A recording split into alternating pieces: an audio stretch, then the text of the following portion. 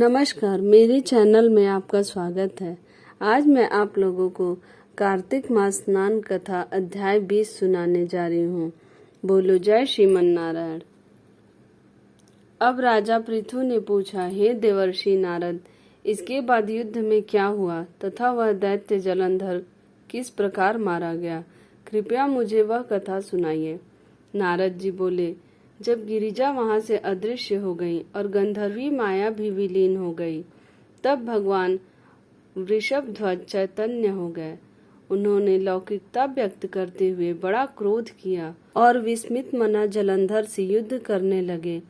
जलंधर शंकर के बाणों को काटने लगा, परंतु जब काट न सका तब उसने उन्हें मोहित करने के लिए माया की पार्वती का निर्माण कर अपने रथ पर बांध लिया। तब अपनी प्रिया पार्वती को इस प्रकार कष्ट में पड़ा देख लौकिक लीला दिखाते हुए शंकर जी व्याकुल हो गए। शंकर जी ने भयंकर रौद्र रूप धारण कर लिया। अब उनके रौद्र रूप को देख कोई भी दैत्य उनके सामने खड़ा होने में समर्थ न हो सका और सब भागने छिपने लगे, यहाँ तक कि शुंभ निशुंभ भी समर्थ न हो सके।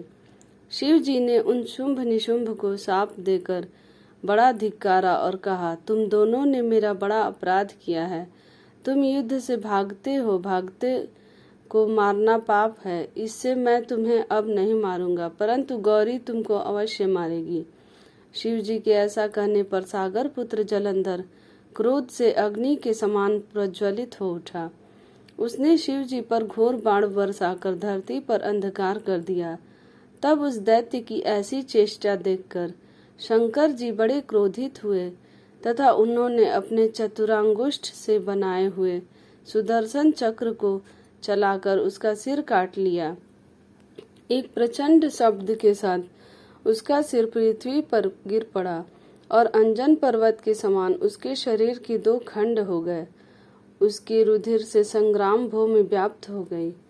शिवाज्ञा से उसका रक्त और मांस महारौरव में जाकर रक्त का कुंड हो गया तथा उसके शरीर का तेज निकलकर शंकर जी में वैसे ही प्रवेश कर गया जैसे वृंदा का तेज गौरी के शरीर में प्रविष्ट हुआ था।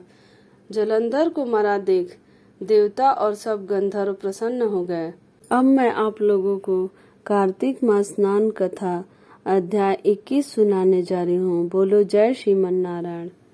अब ब्रह्मा आदि देवता नतमस्तक होकर भगवान शिव की स्तुति करने लगे। वे बोले, हे देवाधिदेव, आप प्रकृति से परे पार ब्रह्म और परमेश्वर हैं। आप निर्गुण निर्विकार व सबके ईश्वर होकर भी नित्य अनेक प्रकार के कर्मों को करते हैं। हे प्रभु, हम ब्रह्मा आदि समस्त देवता आपके दास हैं। हे शंकर जी, हे देवेश, आप प्रसन्न होकर हमारी रक्षा कीजिए। हे शिव जी, हम आपकी प्रजा हैं तथा हम सदैव आपकी शरण में रहते हैं। नारद जी राजा पृथु से बोले, जब इस प्रकार ब्रह्मा आदि समस्त देवताओं एवं मुनियों ने भगवान शंकर जी की अनेक प्रकार से स्तुति करके उनके चरण कमलों का ध्यान किया, तब भगवान शिव देवताओं को वरदान देकर वहीं अंतर ध्यान हो गए। उसके बाद शिव जी का यशोगान करते हुए सभी देवता प्रसन्न होकर अपने अपने लोक को चले गए।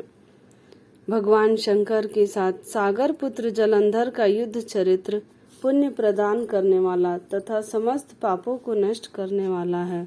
यह सभी सुखदायक और शिव को भी आनंददायक है। इन दोनों आख्यानों को पढ़ने एवं सुनने वाला सुखों को भोगकर अंत में अमर पद को प्राप्त होता है। बोलो जय श्रीमन नारायण। अगर आपको मेरी यह कथा अच्छी लगी हो तो मेरे चैनल को लाइक करें, सब्सक्राइब करें, शेयर करें और कमेंट में जय माता दी जरूर लिखें।